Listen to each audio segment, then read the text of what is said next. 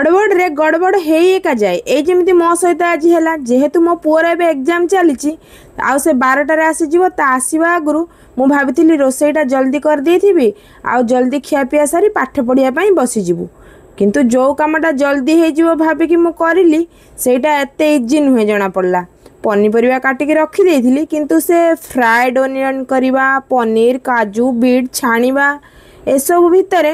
मु 50 रु 60% कुक करवा भातटा पूरा 100% कुक हो जाता। कौन हस्ते झीवा छेदी किए अच्छे तार प्रतिवादी अरे अरे एत सब भितर रेसिपी कहवा तो पूरा भूलीगली। जो डिश्रे मु बिरियानी तैयारी करी से सब पनीपरिया सहित दही को अध घंटा आगु टे छाणिकी रखी नी मो पाखे टे थिक दही नाला से एबे अदा रसुण पेस्ट 2 चामच कटा बड़ 2टा पियाज आ सबू पाउडर मसला सहित 2 बड़ चामच से पियाजर छणा तेल को दे भल से गोले नेली आउ ताको 5 मिनिट हाई फ्लेम रे और 10 मिनिट लो फ्लेम रे गोले गोले की भल से भाजिला परे एबे सेतरे लेयरिंग करी चाउल केसर मिल्क आ भजा काजू छाणी रखिथिबा पियाज और सबु प्रकार एसेंस सहित